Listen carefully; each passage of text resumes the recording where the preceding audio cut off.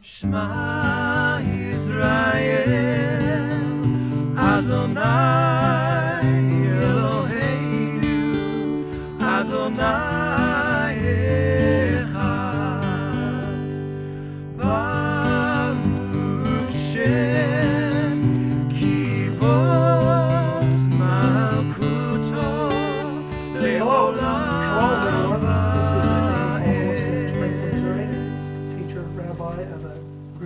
Yachad Qahal, and we're still experimenting with the equipment we've been blessed with, and we pray that you would honor him for this. And we're going to be using VGA format for right now. So what I want to get into is the word worship and what its meaning is. It is derived from the Hebrew word shachah. Means to respect, to show honor to give allegiance to acknowledge authority of, to submit to a leader or leadership. It is not a place where you sing songs or whatever. That does not mean that can't be done, but that's not what worship is. Worship is tied to action, lifestyle. If I don't submit to Yah's will, as Yeshua presents it to us, then I'm not worshiping Yah or Yeshua. The Torah is the instruction of Yah's government, not some allegorical, mystical crap. So many find themselves in opposition to the kingdom and do not even realize this fact. What is a false prophet? No one can be a false prophet unless they claim to represent the covenant with Yah and his people, and say, do not do it anymore because it's not required of you. And I'm going to go to Devarim, Deuteronomy chapter 13. This is the most prominent explanation of a false prophet. The other one is in Deuteronomy, Devarim 18. If a prophet or a dreamer of dreams arises among you and gives you a sign or a wonder, and the sign or wonder that he tells you comes to pass, and if he says, let us go after other elves, which you have not known, and let us serve them, you shall not listen to the words of that prophet or that dreamer of dreams. For Yah your El is testing you to know whether you love Yah your El with all your heart and with all your soul. You shall walk after Yah your El and fear him and keep his commandments and obey his voice, and you shall serve him and hold fast to him. But that prophet or that dreamer of dreams shall be put to death, because he has taught rebellion against Yah your El, who brought you out of the land of Egypt, and redeemed you out of the house of slavery, to make you leave the way in which Yah your El commanded you to walk. So you shall purge the evil from your midst. No matter what someone does, even if they tell you that an event's going to happen and it comes to pass, or they perform a miracle of some kind, and then they tell you you don't have to keep Yah's ways, that's what makes someone a false prophet. Anyone who says we don't have to do what was handed down to Moshe is a false prophet. A Muslim who does not speak for the Torah of Yah cannot be a false prophet, nor can a Hindu or any other person representing some other government. A false prophet has to declare, you don't have to keep the ways of Yah's kingdom. It's not about some prayer or song or just gathering together. It says, he sends these and allows these false prophets to come to test us. Because if we follow them, then we don't love Yah. Yah's saying that plain and simple. If you're willing to do something other than my will, you're not my people. If your brother, the son of your mother, or your son, or your daughter, or the wife you embrace, or your friend, who is as your own soul, entices you secretly, saying, let us go and serve other elves, which neither you nor your fathers have known, some of the elves of the peoples who are around you, whether near or far off from you, from one end of the earth to the other, you shall not yield to him or listen to him, nor shall your eye pity him, nor shall you spare him, nor shall you conceal him, but you shall kill him. Your hand shall be first against him, to put him to death, and afterward the hand of all the people. You shall stone him to death with stones, because he sought to draw you away from Yah your El, who brought you out of the land of Egypt, out of the house of slavery. And all Israel shall fear and hear, and never again do any such wickedness as this among you. If you hear in one of your cities, which Yah your El is giving you to dwell there, that certain worthless fellows have gone out among you, and have drawn away the inhabitants of their city, saying, Let us go and serve other Els which you have not known, then you shall inquire and make search, and ask diligently. And behold, if it be true and certain that such an abomination has been done among you, you shall surely put the inhabitants of that city to the sword, devoting it to destruction, all who are in it and its cattle with the edge of the sword. You shall gather all its spoil into the midst of its open square, and burn the city, and all its spoil with fire, as a whole burnt offering to Yah your El. It shall be a heap forever, it shall not be built again.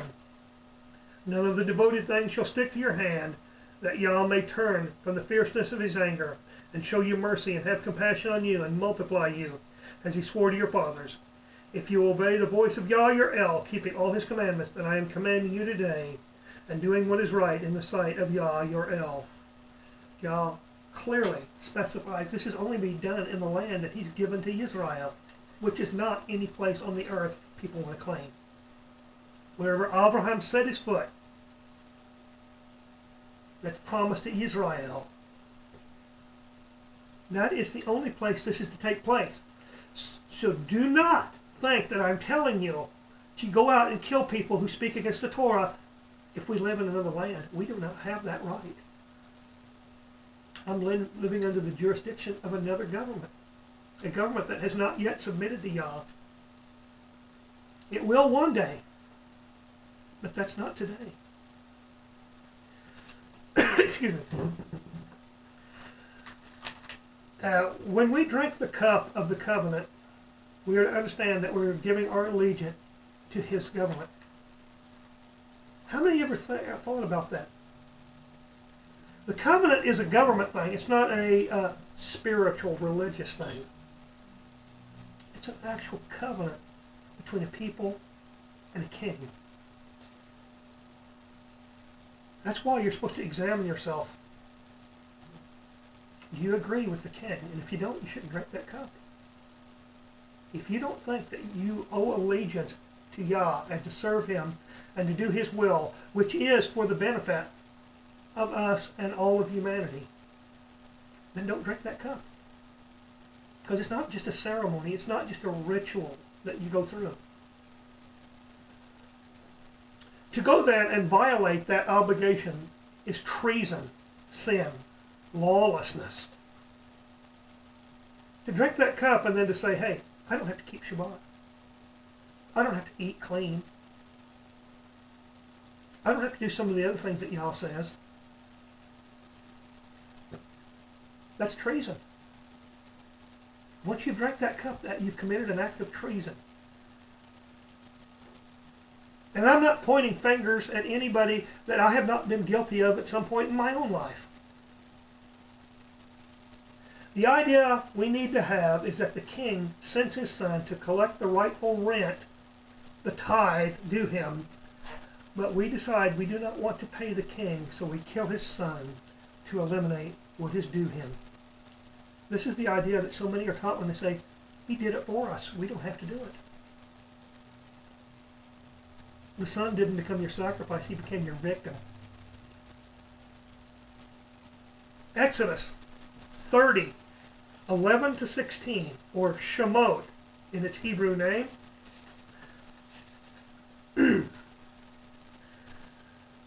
And Yah said to Moshe, when you take the census of the people of Israel, then each shall give a ransom for his life to Yah when you number them, that there be no plague among them when you number them.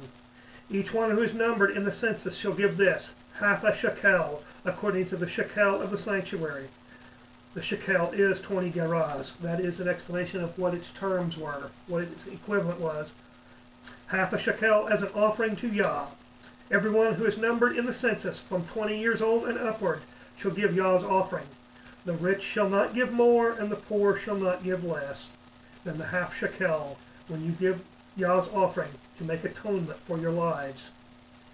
You shall take the atonement money from the people of Israel and shall give it for the service of the tent of meeting, that it may bring the people of Israel to remembrance before Yah, so as to make atonement for your lives. And attached to that passage, we also have Shemot, Exodus 34, verses 19 through 20.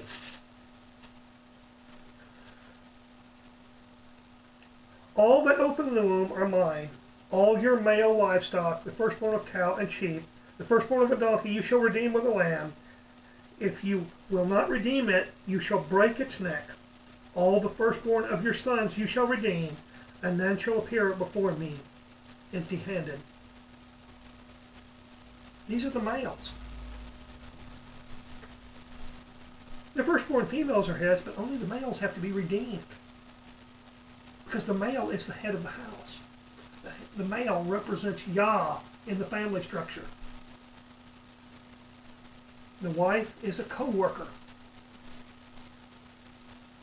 Yeshua gave his life for our redemption, so why do so many then turn and spit on what he did for us?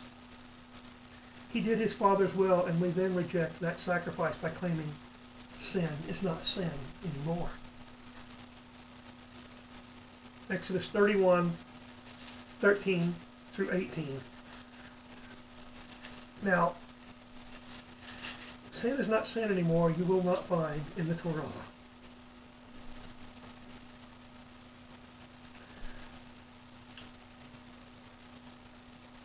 You are to speak to the people of Israel and say, above all, you shall keep my Shabbats. For this is a sign between me and you throughout your generations, that you may know that I, Yah, sanctify you. You shall keep the Shabbat, because it is holy for you. Everyone who profanes it shall be put to death. Whoever does any work on it, that soul shall be cut off from among his people. 6 days shall work be done, but the 7th day is a Shabbat of solemn rest, holy to Yah. Whoever does any work on the Shabbat shall be put to death. Therefore the people of Israel shall keep the Shabbat, observing the Shabbat throughout their generations as a covenant forever.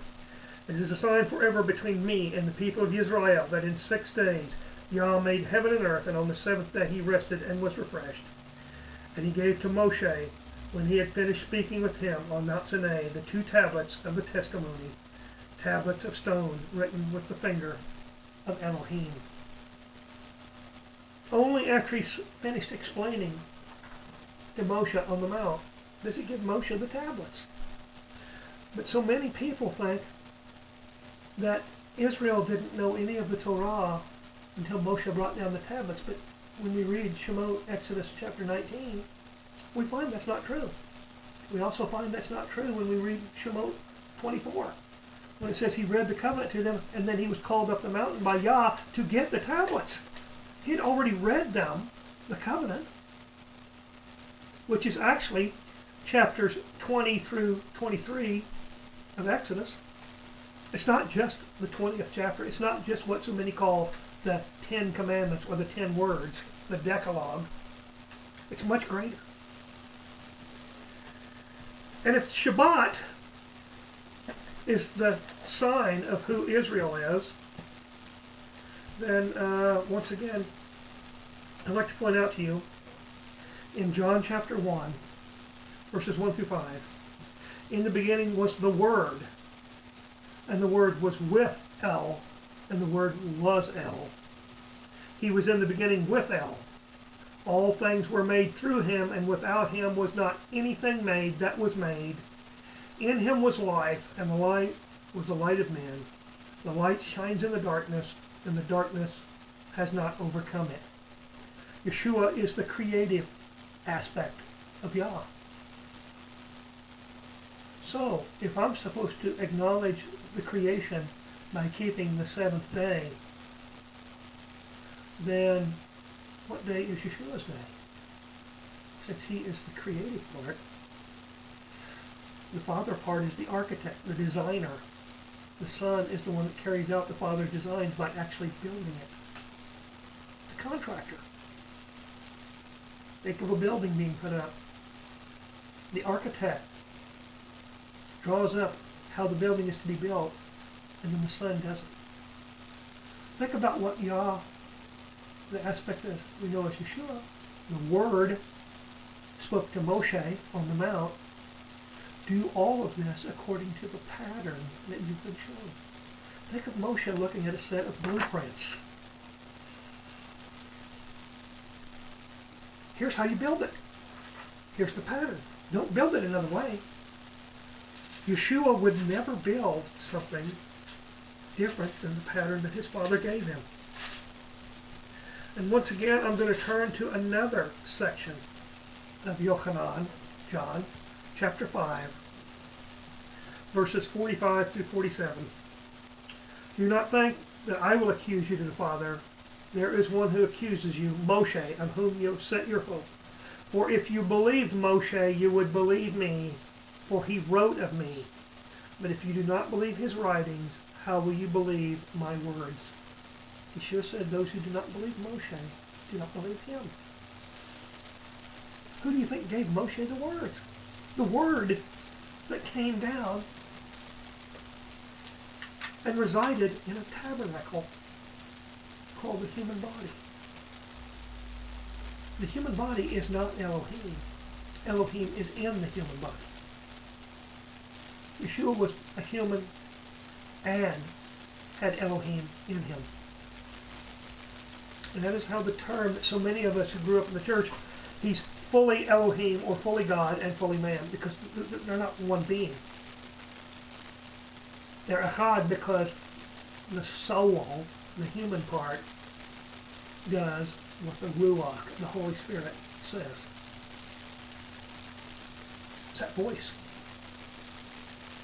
And remaining in Yochanan, John, we'll turn over to chapter 14, because I want people to understand.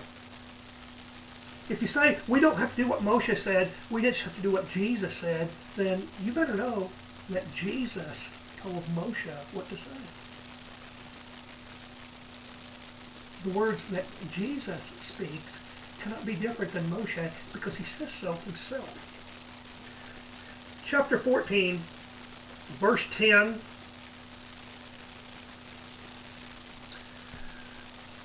Do you not believe that I am in the Father, and the Father is in me? The words that I say to you, I do not speak on my own authority, but the Father who dwells in me does his works. Yeshua said he's not even speaking his own words. He's the Word, but the authority doesn't come from him. It comes from the one who first spoke.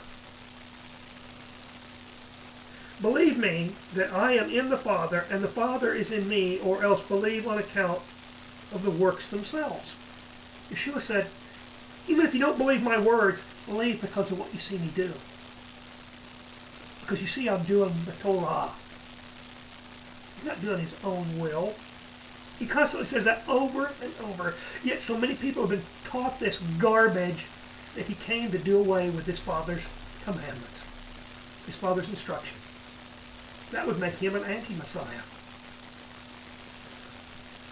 Truly I say to you, whoever believes in me will also do the works that I do, and greater works than these will he do, because I am going to the Father. Whatever you ask in my name, this I will do, that the Father may be glorified in the Son. If you ask me anything in my name, I will do it. If you love me, you will keep my commandments.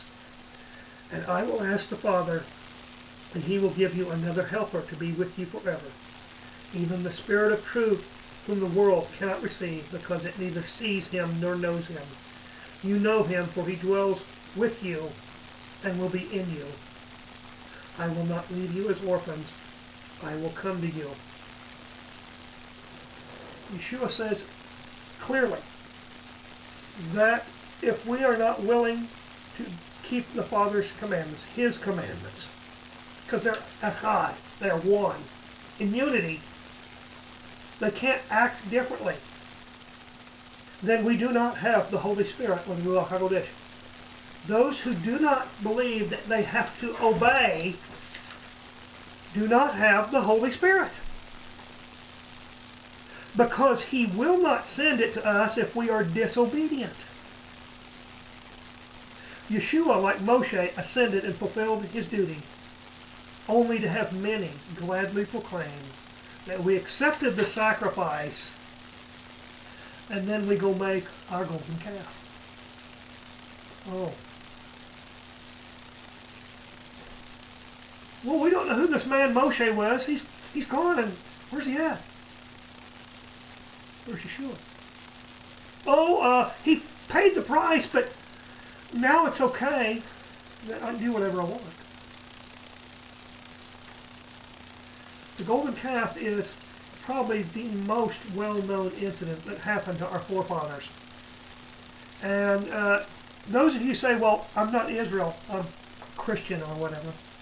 Well, then you're not one of his people. If you're not Israel, because if you claim you're grafted in, you're Israel, whether you're obeying or not.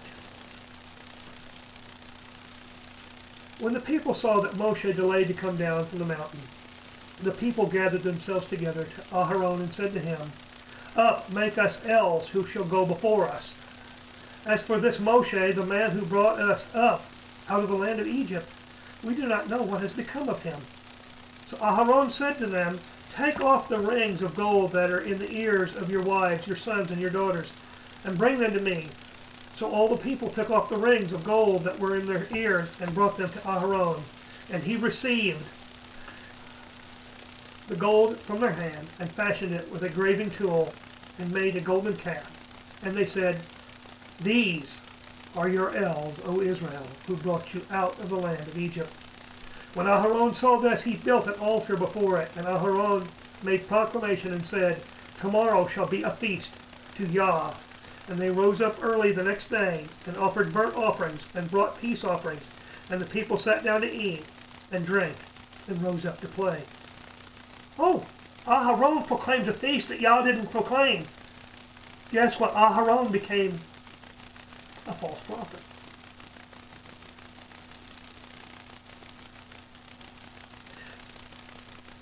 There's forgiveness. But unfortunately, most people aren't seeking it. I've been a false prophet in my life. I'm sure most of you have too. And Yah said to Moshe, Go down, for your people, whom you brought up out of the land of Egypt, have corrupted themselves. They have turned aside quickly out of the way that I commanded them. They have made for themselves a golden calf, and have worshipped it, and sacrificed to it, and said, These are your elves, O Israel, who brought you up out of the land of Egypt. And Yah said to Moshe, I have seen this people, and behold, it is a stiff-necked people. Now therefore let me alone, that my wrath may burn hot against them, and I may consume them, in order that I may make a great nation of you.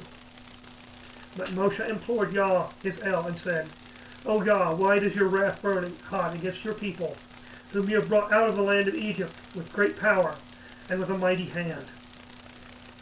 Why should the Egyptians say, With evil intent did he bring them out to kill them in the mountains, and to consume them from the face of the earth? Turn from your burning anger, and relent from this disaster against your people. Remember Abraham, Yitzchak, and Israel, your servants, to whom you swore by your own self, and said to them, I will multiply your offspring as the stars of heaven, and all this land that I have promised I will give to your offspring, and they shall inherit it forever. And Yah relented from the disaster that he had spoken of bringing on this people. Once again, he speaks of a specific piece of land that he promised our fathers. It's not just any place. It's a specific place. It's going to be the center of the kingdom. It's going to be the capital city of the whole earth. Then Moshe turned and went down from the mountain with the 2 tablets of the testimony in his hand. Tablets that were written on both sides, on the front and on the back, they were written. The tablets were the work of El, and the writing was the writing of El, engraved on the tablets. When Yehoshua heard the noise of the people as they shouted, he said to Moshe, There is a noise of war in the camp. But he said, It is not the sound of war in the camp. It is the shouting of victory, or the sound of the cry of defeat, but the sound of singing that I hear. And as soon as he came near the camp and saw the calf and the dancing, Moshe's anger burned hot, and he threw the tablets out of his hand and broke them at the foot of the mountain. He took the calf that they had made and burned it with fire and ground it to powder and scattered it on the water and made the people of Israel drink it. And Moshe said to Aharon, "What did this people do to you, that you have brought such a great sin upon them?" And Aharon said, "Let not the anger of my master burn hot. You know the people, that they are set on evil. For they said to me, Make us elves who shall go up before us. As for this Moshe, the man who brought us out of the land of Egypt, we did not know what has become of him. So I said to them, Let any who have gold take it off. So they gave it to me, and I threw it in the fire, and out came this calf." Mysteriously, he threw the gold into the fire, and out comes a calf. What a wishy-washy attempt to wash his own hands. We all do that sometimes. And when Moshe saw that the people had broken loose, for Aharon had let them break loose to the derision of their enemies, then Moshe stood in the gate of the camp and said, "Who is on Yah's side? Come to me." And all the sons of Levi gathered around him. And he said to them, "Thus says Adonai Yah of the Elohei of Israel, Put your sword on your side, each of you, and go to and fro from gate to gate throughout the camp, and each of you kill his brother and his companion and his neighbor." And the sons of Levi did according to the word of Moshe. And that day about 3,000 men of the people fell. And Moshe said, "Today you have been ordained for the service of Yah, each one at the cost of his son and of his brother, so that he might bestow a blessing upon you this day." Isn't it interesting that this terminology is used in the Revelation also? That he will come with his army. Oh, guess who some of the people he's going to wipe out are? His own. For disobedience. And now to get another picture of how brilliantly we and our fathers have behaved towards Yah and the promises he's made. Let's see a maneuver made by Jeroboam the first in 1 Kings or Malachim Aleph, chapter 12, verses 25 through 33. Then Jeroboam built Shechem in the hill country of Ephraim and lived there. And he went out from there and built Penuel. And Jeroboam said in his heart, "Now the kingdom will turn back to the house of David, if this people go up to offer sacrifices in the temple of Yah at Jerusalem. Then the heart of this people will turn again to their master, to Rehoboam, king of Yehudah. And they will kill me and return to Rehoboam, king of Yehudah." So the king took counsel and made 2 calves of gold, and he said to the people, "You have gone up to Jerusalem long enough. Behold your elves, O Israel, who brought you out of the land of Egypt." And he set one in Beit El, and the other he put in Dan. Then this thing became a sin, for the people went as far as Dan to be before one. He also made temples on high places, and appointed priests from among all the people, who were not of the Levites. And Jeroboam appointed a feast on the 15th day of the 8th month, like the feast that was in Yehudah. And he offered sacrifices on the altar. So he did in Beit El, sacrificing to the calves that he made. And he placed in Beit El the priest of the high places that he had made. He went up to the altar that he had made in Beit El on the 15th day in the 8th month, in the month that he had devised from his own heart. And he instituted a feast for the people of Israel, and went up to the altar to make offerings. We get further information in the Chronicles that the reason that he took these, quote, priests from those who weren't the Levites is because the Levites had turned him down. No, we don't want any part of this. Remember, it was the Levites who came to Moshe's aid in the wilderness when he commanded them, "Take up your swords against those who basically bowed down to the golden calf in the wilderness." And you notice how Jeroboam uses the very same wording that Israel used about the first golden calf. As I've shared before, the words El, Elohim, Eloheinu, Elohim, all these words have to do with authority. What they're doing here is saying, let's give authority to something else. Who's the something else they're giving authority to? Themselves. That's what we always do. We don't need some artificial thing to pretend. We like to use that as our cover. Let's check out our brother Shaul in the first letter to the Corinthians. This is commonly spoke of as the love chapter. What's love? If I speak in the tongues of men and of angels, but have not love, I am a noisy gong or a clanging cymbal. And if I have prophetic powers and understand all mysteries and all knowledge, and if I have all faith, so as to remove mountains, but have not love, I am nothing. If I give away all I have, and if I deliver up my body to be burned, but have not love, I gain nothing.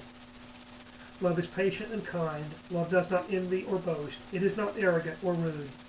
It does not insist on its own way. It is not irritable or resentful. It does not rejoice at wrongdoing, but rejoices with the truth. Love bears all things, believes all things, hopes all things, endures all things. Love never ends. As for prophecies, they will pass away. As for tongues, they will cease. As for knowledge, it will pass away. For we know in part that we prophesy in part. But when the perfect comes, the partial will pass away. When I was a child, I spoke like a child. I thought like a child. I reasoned like a child. Then I became a man. I gave up childish ways. For now we see in a mirror dimly, but then face to face. Now I know in part, then I shall know fully, even as I have been fully known. So now faith, hope, and love abide, these three, but the greatest of these is love. What's love? Love's an action, it's not an emotion. Love's patient, love's kind. Tell me, if I'm banking on the emotion we refer to as love, how patient is love? Not real patient, I can guarantee you. I know from my own experience. The emotion that we call love is very frequently selfish.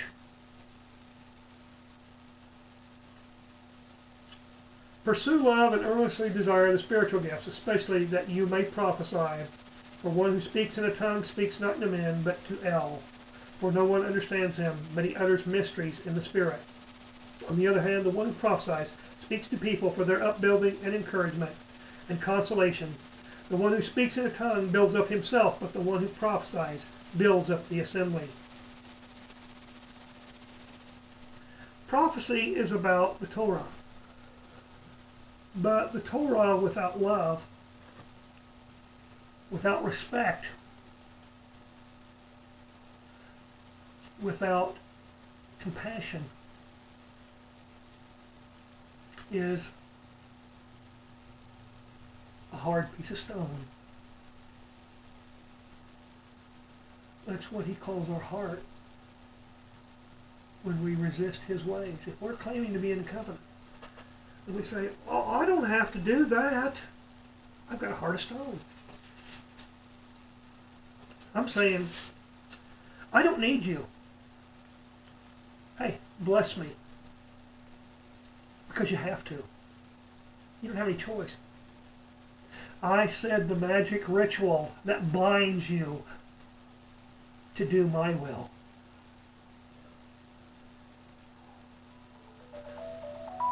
How many have used that mindset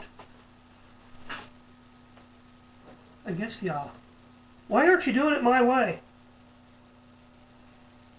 We get impatient. We want something, and that something can be very right, but we don't want to wait. Oh, that waiting, that's so hard. Now I would remind you, brothers, of the good news I preached to you, which you received, in which you stand, and by which you are being saved. If you hold fast to the word I preached to you, unless you believed in vain. For I delivered to you as of first importance what I also received, that Mashiach died for our sins in accordance with the Scriptures, that he was buried, that he was raised on the third day in accordance with the Scriptures, and then he appeared to Cephas, Kepha, and then to the 12.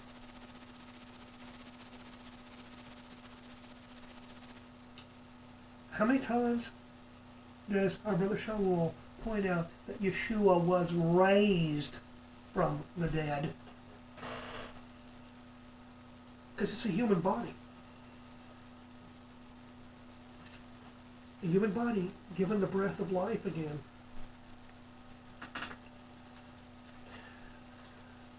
As I say so frequently, I deeply lament the fact that our brother Shaul is so grossly misinterpreted by so many. And for others, well, he used to be a Pharisee, but he stopped being a Pharisee when he became a believer. No, he kept being a Pharisee. He says that. And his name was not changed to Paul. He was also known as Paul. But in Romans 11, verses 16 through 27, if the dough offered as first fruits is holy, so is the whole lump. And if the root is holy, so are the branches. Oh, don't the branches come from the roots? You start with the root.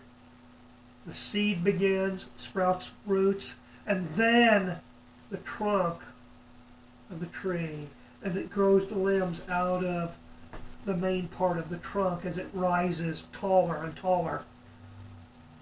The branches do not come before the root. And the root is what takes the nourishment out of the ground so that the branches have food to eat. Think of it scientifically. Our brother Shaul is using terms that people are familiar with. If I go out and take a limb off of a tree, what happens to that limb? It dies and it dries up. Without a root to feed it. Because when I removed it from its root, from that base of the tree, then I killed it. But if some of the branches were broken off, and you, although a wild olive shoot, were grafted in among the others and now share in the nourishing root of the olive tree, do not be arrogant toward the branches. Oh, that's one of the things that I lament so badly that has happened. The branches have tried to take over the tree instead of letting the tree nourish it. If you are, remember it is not you who support the root, but the root that supports you. Then you will say, branches were broken off so that I might be grafted in. That is true. They were broken off because of their unbelief. But you stand fast through faith. So do not become proud, but fear. This word fear here is alluding to respect, to honor. For if El did not spare the natural branches, neither will he spare you. Oh, those who've been taught this eternal security, guess what? Shaul saying, nah, he can break you back off after he grafts you in. For the same disobedience that he broke the original branches off. Note then the kindness and the severity of El. Severity towards those who have fallen, but El's kindness to you, provided you continue in his kindness. Otherwise you too will be cut off.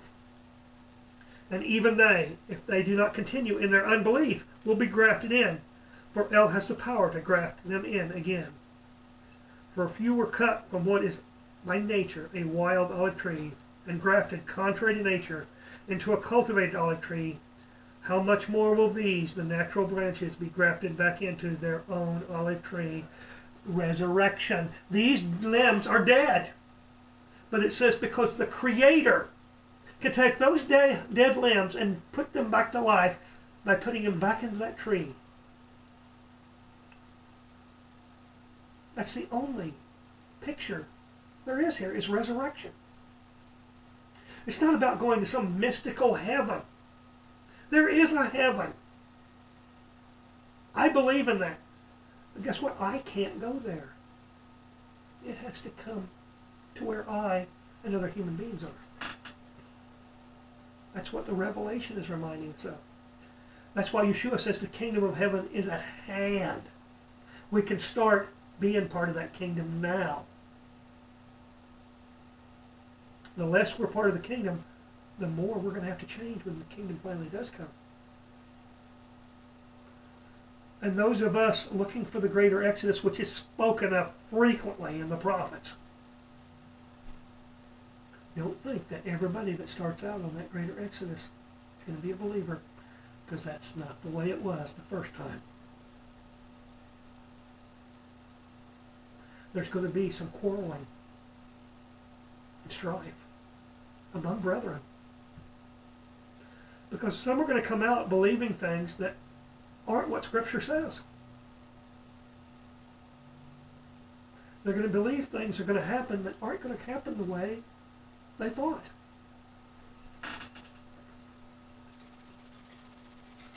The Greater Exodus is a literal event, not some allegorical, mystical thing. And we'll turn back to Yeshua's own words in Matthew chapter 7. And those of you who are not familiar, chapters 5 through 7 take place in the event that is frequently referred to as the Sermon on the Mount. Yeshua's talking in the Galilee area, the Galil. And he's pointing out that he did not come to abolish the Torah or the prophets. And I know one young man said, well, he wouldn't say that unless he did come to do it. No, he's saying that because they've already been thinking that it's set aside. They've been thinking that for hundreds of years. He's coming to tell them, Yah's Torah has not gone away. I did not come to tell you that it's finished, that it served its purpose. Because guess what? Everything would have to be destroyed. As he says in his own words, until heaven and earth pass away, my word will not pass away. Those of you who know grammar, if you don't understand, he's saying, if heaven and earth ever pass away, my word isn't worth a thing. If you've never thought about it, heaven and earth can't pass away because they're two of the witnesses. There are themes of two witnesses in many places. These are just one aspect of two witnesses. They're the witnesses that the covenant is forever. And in verses 15 through 29, beware of false prophets who come to you in sheep's clothing, but inwardly are ravenous wolves. You will recognize them by their fruits. Are grapes gathered from thorn bushes or figs from thistles? To every healthy tree bears good fruit, but the diseased tree bears bad fruit. A healthy tree cannot bear bad fruit, nor can a diseased tree bear good fruit. Every tree that does not bear good fruit is cut down and thrown into the fire. Thus you will recognize them by their fruits. Not everyone who says to me, Master, Master, will enter the kingdom of heaven, but the one who does the will of my Father who is in heaven. Oh, the stern warning. How many people do not pay attention to that statement? They kind of brush it off like it's just a comment Yeshua's making. Our Jewish kinsmen who do not believe that Yeshua is the Messiah, this can't be them, because they're not going around in his name saying it. This has to be people who are claiming that Yeshua is their Messiah and then not doing and following the instructions that he gives us. On that day, many will say to me, Master, Master, did we not prophesy in your name and cast out demons in your name and do many mighty works in your name? And then will I declare to them, I never knew you. Depart from me, you workers of lawlessness. The old King James The word iniquity, that's what iniquity means, is lawlessness. Did we not prophesy in your name? Oh, they're only prophesying in his name. It's not saying they're prophesying his words. They're merely prophesying in his name. Trying to use his name to justify their prophecies. Because remember, he starts off this part of the teaching with, beware of false prophets. Remember in Deuteronomy 13, where we're told, one of the definitions of a false prophet is one who speaks another Torah, another instruction, contrary to Yah's. Everyone then who bears these words of mine and does them will be like a wise man who built his house on the rock. And the rain fell, and the floods came, and the winds blew, and beat on that house, but it did not fall, because it had been founded on the rock. And everyone who hears these words of mine, and does not do them, will be like a foolish man who built his house on the sand. And the rain fell, and the floods came, and the winds blew, and beat against the house, and it fell, and great was the fall of it. And when Yeshua finished these sayings, the crowds were astonished at his teaching, for he was teaching them as one who had authority, and not as their scribes. The scribes merely copied and read the words. They did not declare them with the authority of someone who served the king. It's not that they didn't have the right, but they weren't doing it. Is it because maybe they didn't believe it themselves? Their faith may have been in some aspects of it, but maybe not the whole thing. I'm just surmising here.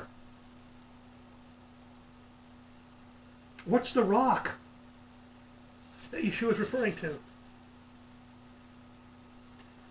One picture of that is the tablets. That's just one of the pictures. Another one is Abraham. The rock from which you were hewn, the rock from which you were cut. What did Abraham believe? Abraham believed that Yah said, I will give you descendants. This is an old man. Now we know that men can still have their children for a long time unless they begin to have medical problems.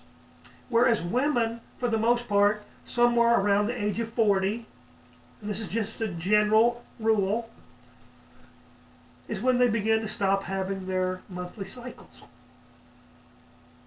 And they can no longer bear children.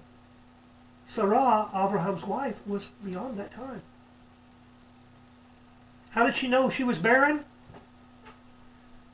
Because they were intimate with each other in the way that husband and wives are intimate. That's how Sarah knew she was barren. Because they were doing everything that it took to have a child and nothing was happening. Abraham goes on and had a son with Hagar, a young woman, servant of Sarah. And he's told, no, this still isn't the son.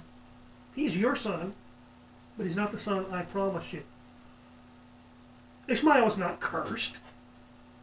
He's never cursed. Just like Esau, Yaakov's brother, is not cursed. Some of the things that their descendants have done will come down on their descendants' heads, each one for the things they've done.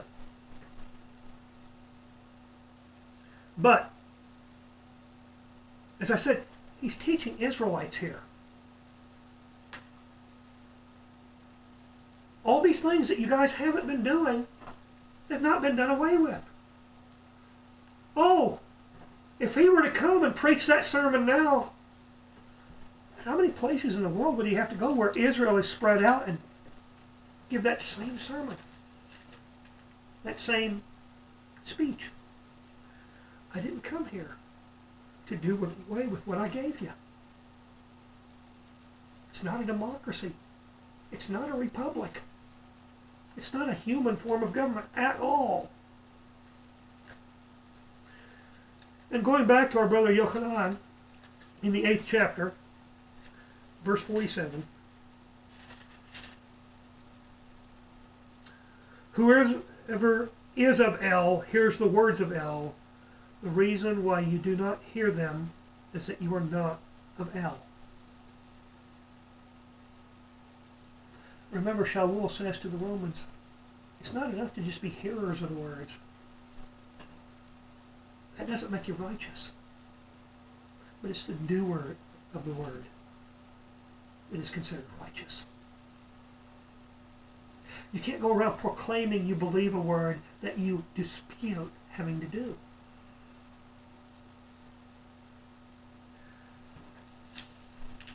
How many of you are parents, and if you told your child something, and they didn't do what you said, you just have to say, I'm sorry, but you know, the reward that I said I would give you for doing it, you don't get. And they said, well, you have to give it because you're our parents. You have to because you're our parents. You don't have any choice. That's the way we treat our Creator. When we say, we don't have to do it your way. You're our dad. You're the one that made us. You're responsible. Gimme, gimme, gimme. I don't have to do a thing. But as we move on, we have a passage in the writing to the Hebrews. And it is chapter 13, and many of you will recognize this verse because it's used quite frequently. Unfortunately, it's so frequently out of context because the way they use it is to justify not having to obey. Hebrews 13:7. Remember your leaders who spoke to you the word of El. Consider the outcome of their way of life and imitate their faith. Yeshua HaMashiach is the same yesterday, today, and forever. The Son represents the Father, and His will is His Father's. That's what Shaul is telling us. And now we go to John 4, verses 19 through 24.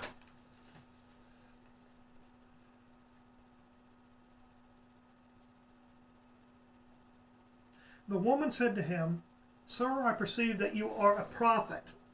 Our fathers worshipped on this mountain, but you say that in Jerusalem is the place where people ought to worship. Yeshua said to her, Woman, believe me, the hour is coming when neither on this mountain nor in Jerusalem will you worship the Father. You worship what you do not know, we worship what we know, for salvation is from the Yehudim. But the hour is coming, and is now here, when the true worshippers will worship the Father in spirit and truth, for the Father is seeking such people to worship Him. Elohim is spirit, and those who worship Him must worship in spirit and truth.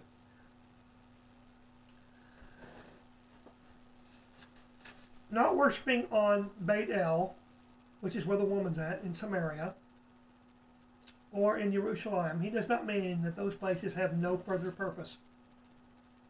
He's saying that wherever we are, we should be worshiping Him. My lifestyle matters no matter where on the face of the earth I am. If I'm claiming to be one of His people, then every place I am, every place that I do His will, is worshiping Him. And I want to turn back to the Psalm, the 119th Psalm, starting at verse 137. Righteous are you, O Yah, and right are your rules. You have appointed your testimonies in righteousness and in all faithfulness. My zeal consumes me, because my foes forget your words. Your promise is well tried, and your servant loves it. I am small and despised, yet I do not forget your precepts. Your righteousness is righteous forever, and your law, or your Torah, is true. Trouble and anguish have found me out, but your commandments are my delight. Your testimonies are righteous forever. Give me understanding that I may live. Those who are not familiar, the entire 119th Psalm is talking about David understanding what the Torah is. Does the word dwell in us? That's what it did in Yeshua. Remember, Yeshua was a human being and the Ruach. He came and tabernacled among us. He took on a dwelling in a human body. Remember what I said earlier, that Yeshua himself said, those who do not seek to obey cannot have the Holy Spirit. Our brother Shaul says that also. Are we faithful toward Yah, or do we despise his ways? Ignorance is one thing, knowingly going against him is another. Are we exalting ourselves above his authority? Now, I don't remember if it was one of my recent video teachings or one of my written teachings that I pointed out the fact that the man of lawlessness is not a singular term. It is talking about any of us who say our authority supersedes Yah's. The man of lawlessness is not going to be a single entity. Unfortunately, it's going to be many people. We cannot do one thing and say another, or we are false prophets ourselves. That doesn't mean we don't stumble and get back up. But a false prophet is someone who continues to go against Yah and tell others to do so. I live in the United States of America and seek to obey the laws of this land. But if those laws are in conflict with Yah's, I must pursue his ordinances instead. That means sometimes I have to disagree, and sometimes it's going to cost. No matter where in the world we live, the human government that's established over us sometimes is going to say, you do this or we're going to persecute you. And that even happens in America. Don't kid yourselves. This is not the land of the promise, but it is outside the camp of Yah. Being outside the camp is an opportunity to return to him, not to be cut off. Curiously, it says in Bereshit, Genesis, that when Adam and Chava, Eve, were put out of the garden, that a cherubim, a cherub, was placed guarding the way to the garden. Not to keep them out. But sadly, from that time forward, we have chosen not to go to the garden. Teaching men that a prayer is all we are required to do is a false teaching and keeps people in bondage to Satan, ourselves. Prayer has its place. It's legitimate. But if we think that all we have to do is pray something and all our obligations are off the table, that's not true. We cannot serve his decrees and our own opposing desires at the same time. That's what Yeshua is saying when he says, you can't have two masters. Guess who that master is most of the time? I don't need some other entity outside me. I become the Satan when I defy, especially knowingly. When I rise up and decide I'm going to do something even though I know it's wrong. Because you know what? It's going to hurt me, and good chance it's going to hurt others too. Most want a relationship that costs them nothing and requires no obligation from them. I'm sorry, but it's never been that way, and it never will be. Basically, that's what the idea of, let us pick the fruit of good and evil and have access to the tree of life also. This did not work in the garden, and does not work today either. And I'm getting close to wrapping this up, and let's go back to Genesis chapter 3. And I'm going to take you all the way across the beginning and the end. Genesis chapter 3, verses 17 through 24.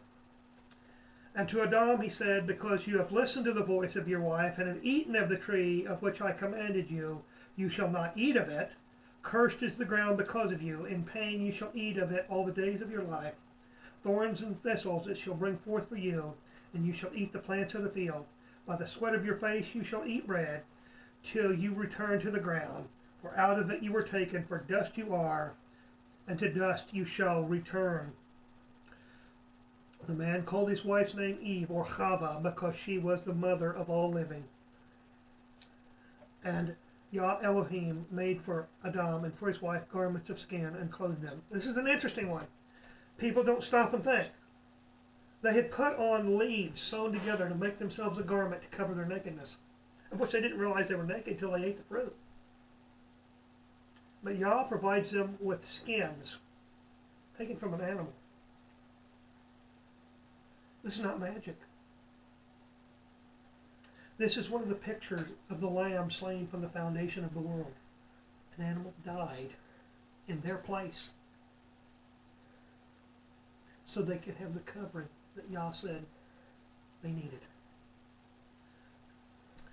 Then Yah Elohim said, Behold, the man has become like one of us, knowing good and evil. Now lest he reach out his hand and take also of the tree of life and eat and live forever.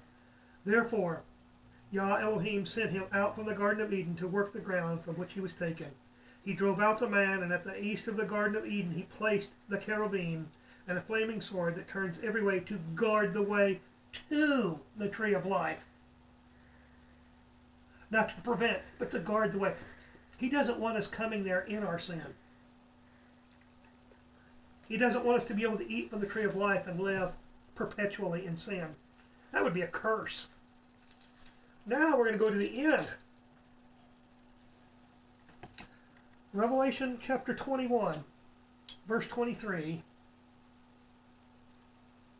And the city has no need of the sun or moon to shine on it, for the glory of Elohim gives it light, and its lamp is the Lamb. By its light will the nations walk, and the kings of the earth will bring their glory into it, and its gates will never be shut by day, and there will be no light there. They will bring into it the glory and the honor of the nations, but nothing unclean will ever enter it, nor anyone who does that which is detestable or false, but only those who are written in the Lamb's book of life. Then the angel showed me the river of the water of life, bright as crystal and flowing from the throne of Elohim and of the Lamb, through the middle of the street of the city. Also on either side of the river the tree of life, with its 12 kinds of fruit, yielding its fruit each month. The trees of life were for the healing of the nations. No longer will there be anything accursed, but the throne of Elohim and of the Lamb will be in it, and his servants will worship him.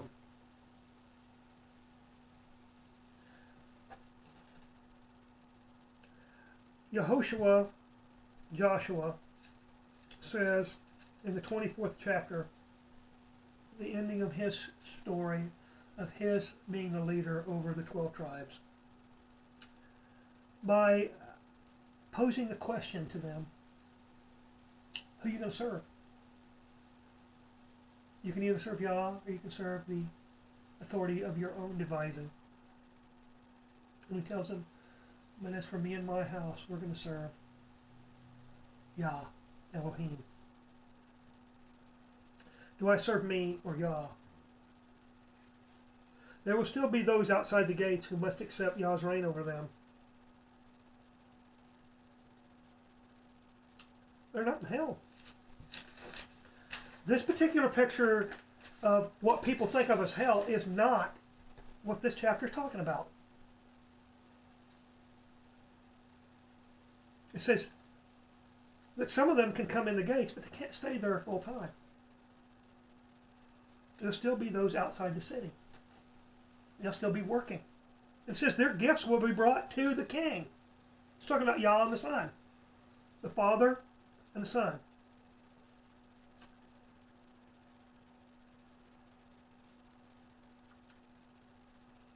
What is your hope of destination?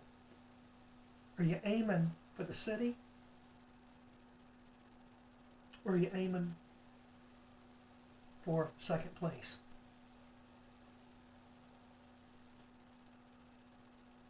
We should be aiming for the city. The idea of sin is to miss the mark. The difference between what's called sin and lawlessness, which is another idea, completely different words in both the Hebrew and Greek. The word sin is derived from the idea that you're aiming at the mark, but you miss it. You're trying to hit the target, but you're a little off because there's a little too much of me getting in the way of doing His will.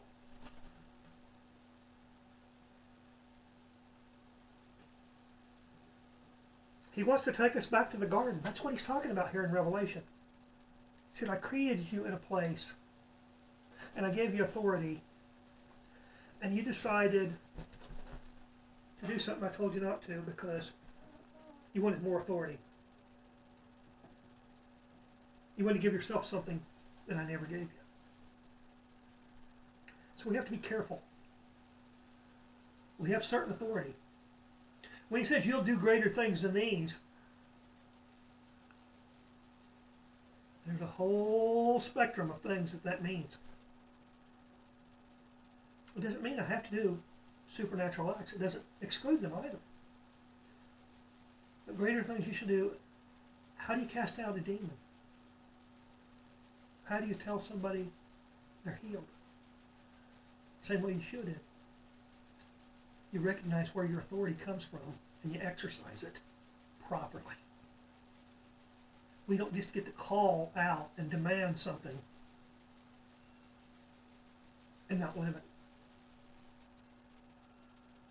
If I expect someone to be healed, I better be trying to keep going. It doesn't mean that I don't make mistakes. It doesn't mean I don't stumble. It means I'm aiming for the target. So,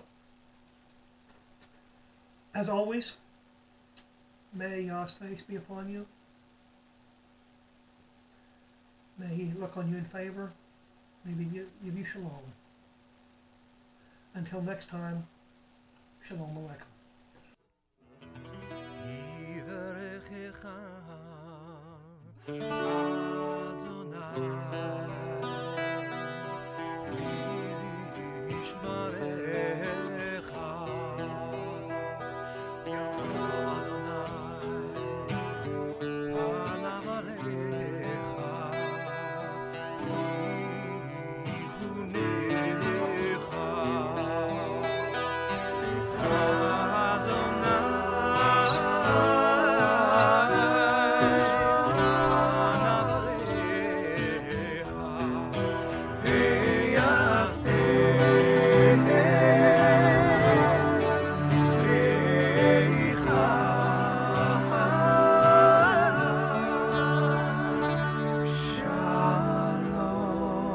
May Yahweh bless you and keep you. May the light of His countenance shine upon you, and may He be gracious to you and give you peace. In the name of Yeshua, our Messiah. Amen.